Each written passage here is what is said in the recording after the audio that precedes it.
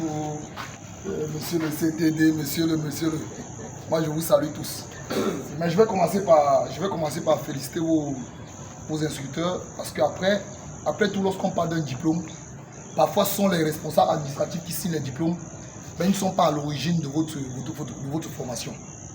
Ceux-là qui sont à l'origine de ce que vous allez produire demain, c'est ceux qui sont sur le terrain avec vous. C'est pour ça que je vais commencer d'abord par vous féliciter. Vous demandez d'applaudir quand même pour eux. Après, je vais dire 2-3 choses par rapport au stage. Je n'ai pas l'habitude d'assister au stage de niveau supérieur. Effectivement, pour ce que le grand frère vient nous dire, c'est que le stage de la licence D, c'est un stage d'initiation où on commence à voir un entraîneur. Celui qui fait le stage B, le stage C, il a commencé par là. Et donc après, c'est quelqu'un qui a déjà une certaine notion, qui connaît un certain nombre de choses. Mais c'est comme si les gens étaient en formation militaire et ils viennent de porter leur tenue. Vous êtes comme des novices. Sauf que moi, il y a des gens qui font les diplômes pour deux raisons. Certains font des diplômes pour dire qu'ils ont le diplôme, mais d'autres le font par passion pour l'utiliser par la suite. Et moi, ce que je voudrais vous dire, ne faites pas les diplômes pour dire que vous avez le diplôme. Ce diplôme doit être mis en exergue. Même si vous êtes 300 ici au Vouri, vous devez trouver le moyen d'utiliser les capacités qui vous ont été transmises pendant le stage. Sinon après, ça n'aura servi à rien que vous fassiez une semaine et ça n'aura servi à rien que les instructeurs soient auprès de vous. Donc pour moi, je pense que après le stage, c'est la première étape, mais la deuxième étape, c'est d'aller sur le terrain. On va tout dire. Mais si aujourd'hui vous les connaissez, je ne suis pas sûr que quelqu'un parmi vous les a vus à l'école. Mais vous les avez tous vus sur le terrain. Moi, je n'ai pas connu José Mourinho, je n'ai pas connu Doubin Bosso, je n'ai pas connu Vassilius à l'école. Je les ai connus sur le terrain.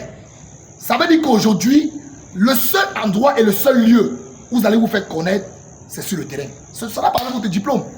Il y a beaucoup qui vont vous voir sur le terrain et qui ne vont même pas savoir que vous avez peut-être un niveau inférieur à beaucoup d'autres personnes.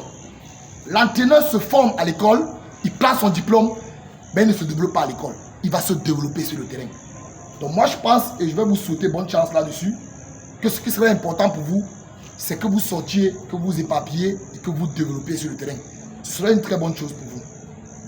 Tout à l'heure, il parlait de l'école maternelle. Moi je suis enseignant. J'ai commencé à enseigner en 2009. Donc ça fait pratiquement 13 ans que j'enseigne. Et la seule classe que moi j'avais refusé d'enseigner, c'était la 6e. Je suis enseignant de mathématiques. C'est la classe que moi j'ai refusé d'enseigner. Parce qu'après, un enfant qui vient en 6e sort du coup moins 2. Il faut que tu lui apprennes que désormais on ne dit plus le maître, qu'on dit le professeur.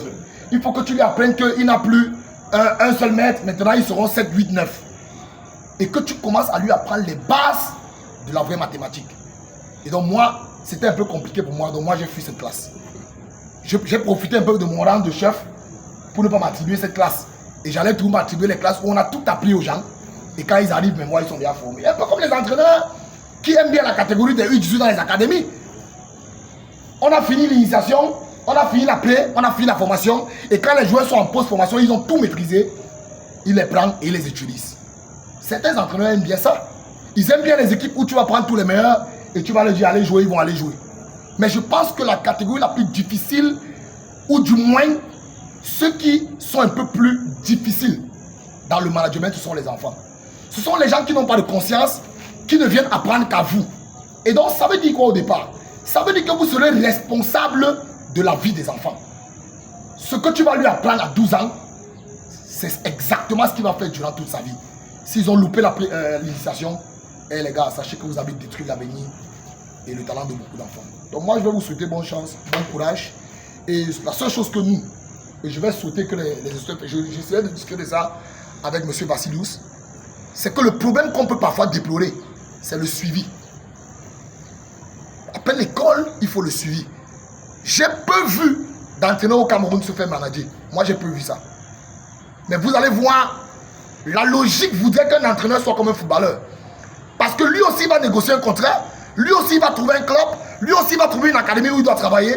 Et donc il est possible qu'un entraîneur soit managé par quelqu'un. Quelqu'un là qui est dehors pour trouver les clubs, les académies, ou du moins pour trouver l'emploi pour lui, où il va exposer ses qualités. Moi, ce que je voudrais, c'est que vous entrez un peu dans une nouvelle dynamique.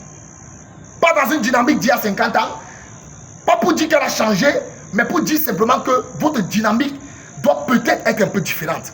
Si vous pouvez vous démarquer d'une façon ou d'une autre, trouvez les moyens de le faire. Ce sera toujours une bonne chose. Exhorter par-dessus les instructeurs a dit que lorsque vous avez une cuvée comme ça, je sais que c'est difficile pour vous. Parce qu'après, il y a des cuvées, il y a des cuvées, il y a des cuvées. On se retrouve à 1000 stagiaires, à 1000 licences après.